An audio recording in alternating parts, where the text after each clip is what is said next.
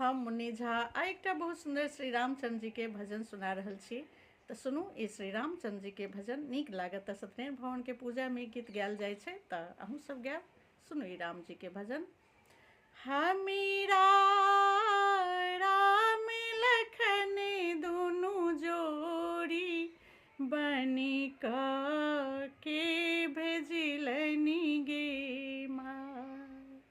हमीरा राम लखन दुनु जोड़ी बनी के भेजिलनि गे माय।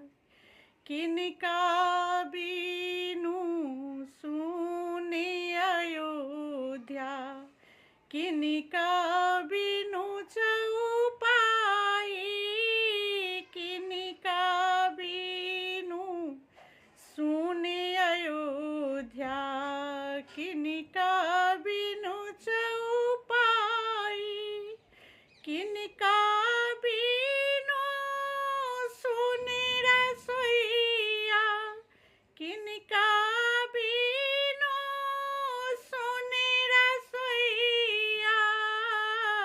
अब के भोजनी बनाई बनी के भेजिलनि गे माय। हमीरा राम लखन दुनु भाई बनी के भेजिलनि गे माय। रामचंद्र बीनु सुने अयोध्या, लक्ष्मण बीनु चौपाई, राम जी बीनु सुने अयोध्या, लक्ष्मण बीनु चौपाई, सीता बीनु सुने रसोइया, सीता बीनु सुने रसोइया। अब के भोजनी बनाई बनी के भेजिलनि गे माय। हमीरा राम लखन दुनु जोड़ी बनी के भेजिलनि गे माय। दशरथ के छथि प्राण दुलारा, कौशल्या आँख के तारा। दशरथ के छथि प्राण से प्यारा, कौशल्या आँख के तारा।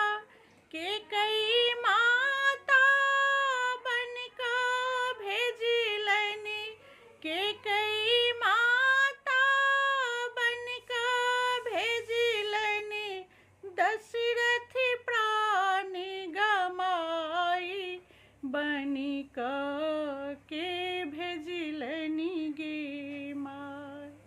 दशरथ प्राण गमाई बनी के भेजिलनि गे माय। हमीरा राम लखन दुलरुआ बनी के भेजिलनि गे माय।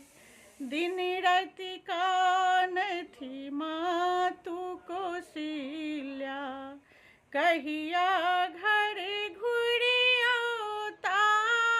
दिन राति कानथि मातु कौशल्या, कहिया घर घुरि औता। जो मोरे राम जी सत्य के हेता, जो मोरे राम जी सत्य के हेता।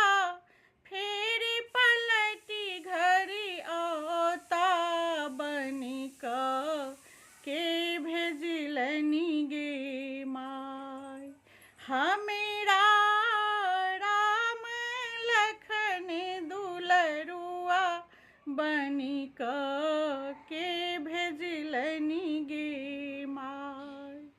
जहिया राम जी घड़ी घुरिएला मच गेली जय जयकार।